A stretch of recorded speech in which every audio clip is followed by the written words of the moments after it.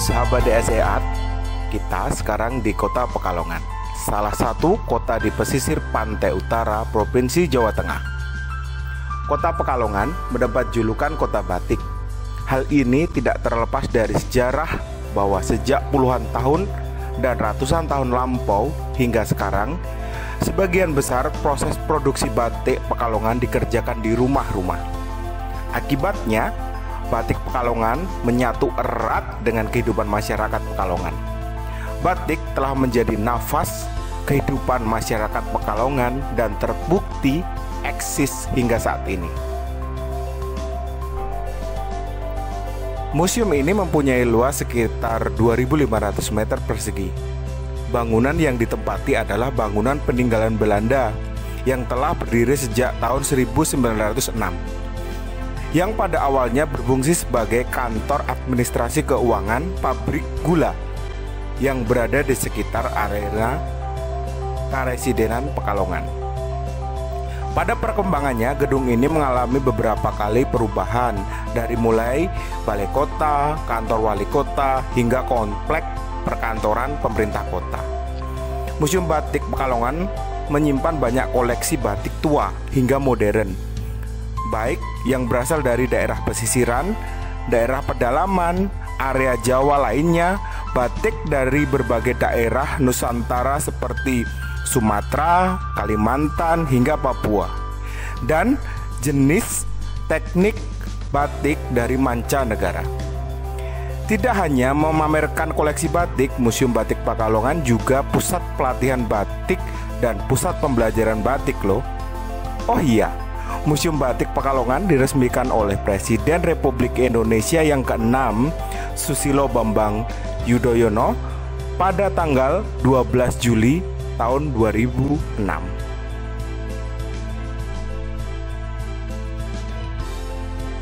Ayo sahabat, kita masuk ke ruang audiovisual yang memutar video-video tentang sejarah, proses, motif batik yang ada di seluruh Indonesia.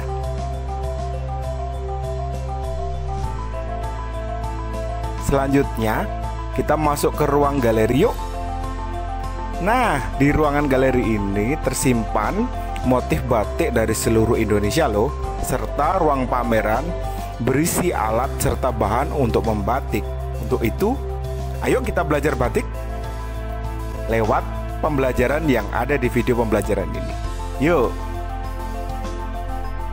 Nah, ini adalah alat-alat untuk membatik. Ini ada 8 ukuran canting tulis, dari untuk membuat kelowongan atau garis utama motif, hingga untuk membuat isen-isen, serta yang paling besar biasanya digunakan untuk nembok atau mopok, yaitu menutup latar pada motif yang warnanya pada kain ingin dipertahankan.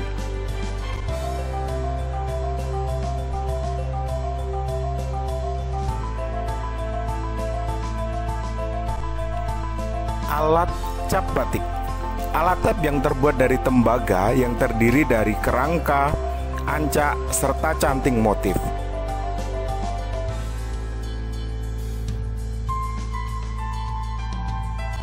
Alat cap sekarang juga sudah berkembang dari berbagai bahan, dari mulai cap kayu, cap benang, hingga cap kertas.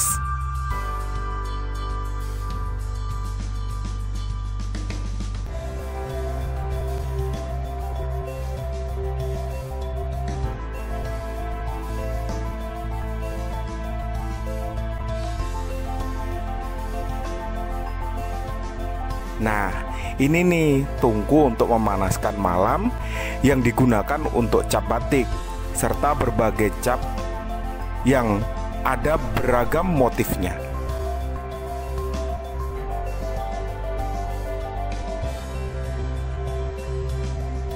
Selanjutnya, ini canting serta kompor batik untuk memanaskan malam saat mencanting.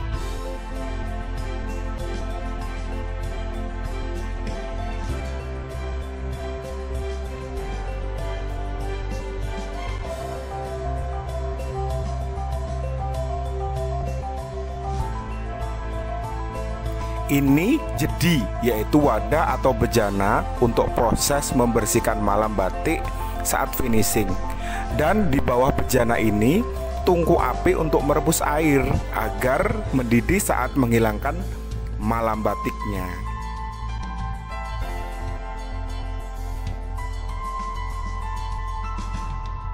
Nah, selanjutnya bahan untuk membatik terdiri dari malam atau lilin batik yang terbuat dari berbagai bahan pembuat lilin. Di antaranya adalah mikromat, gondorukem, lilin tawon, damar, dan parafin. Sehingga campuran tersebut menghasilkan malam tulis, malam cap, serta malam mopo atau untuk menembok. Berikut beberapa contoh dari pewarna alam dalam meja ini dari kanan ke kiri ya. Yang pertama secang, daun indigo vera, tinggi, jelawe, tegaran, ataupun kulit mahoni. Biasanya untuk fiksasinya menggunakan tawas, kapur batu, atau tunjung. Biasanya atau karat besi ya teman-teman.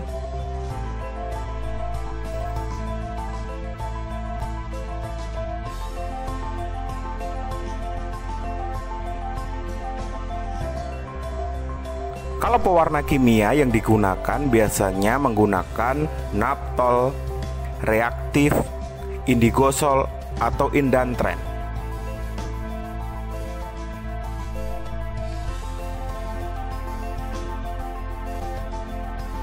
Dan ini adalah hasil karya batik motif khas dari Pekalongan, yaitu jelamprang atau cakar ayam.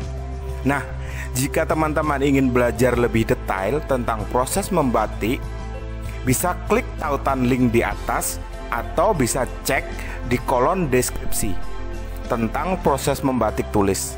Dan ini adalah koleksi batik yang ada di Museum Batik Pekalongan.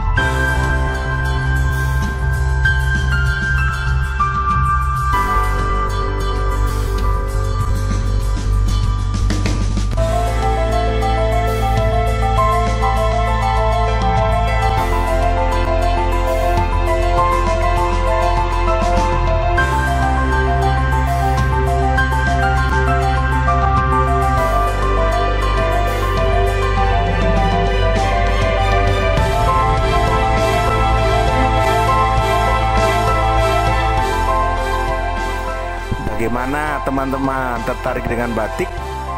Yuk kita belajar, karena batik telah mendapat pengakuan internasional dan secara resmi diakui oleh UNESCO sebagai budaya tak benda warisan manusia sejak 2 Oktober tahun 2009.